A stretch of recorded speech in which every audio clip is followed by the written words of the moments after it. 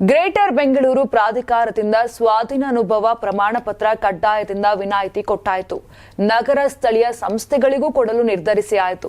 ಈಗ ಗ್ರಾಮ ಪಂಚಾಯಿತಿಗಳ ಸರದಿ. ಹೌದು, ರಾಜ್ಯದ ಗ್ರಾಮ ಪಂಚಾಯಿತಿ ವ್ಯಾಪ್ತಿಯಲ್ಲಿ ನಿರ್ಮಾಣಗೊಂಡ 1200 ಚದರಡಿ ವಿಸ್ತೀರ್ಣದ ಅನಧಿಕೃತ ವಸತಿ ಕಟ್ಟಡಗಳಿಗೆ ವಿದ್ಯುತ್ ಮತ್ತು ನೀರಿನ ಸಂಪರ್ಕ ಪಡೆಯಲು ಅನುಕೂಲವಾಗುವಂತೆ ಸ್ವಾಧೀನಾನುಭವ ಪ್ರಮಾಣ ಪತ್ರ ಅಂದ್ರೆ ಓಸಿ ಕಡ್ಡಾಯದಿಂದ ಅಥವಾ ವಿನಾಯಿತಿ ನೀಡಲು ಗುರುವಾರ ಸಂಪುಟ ಸಭೆ ತೀರ್ಮಾನಿಸಿದೆ.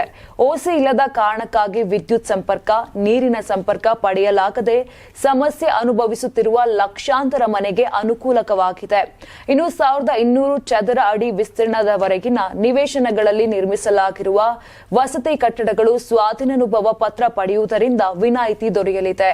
ಸುಪ್ರೀಂ ಕೋರ್ಟ್ ಆದೇಶದಿಂದ ಸಿಸಿ ಓಸಿ ಇಲ್ಲದ ಮನೆ ನಿರ್ಮಿಸುವವರಿಗೆ ಮೂಲ ಸೌಕರ್ಯ ನೀಡಲು ಸರ್ಕಾರಕ್ಕೆ ಸಮಸ್ಯೆ ಎದುರಾಗಿತ್ತು.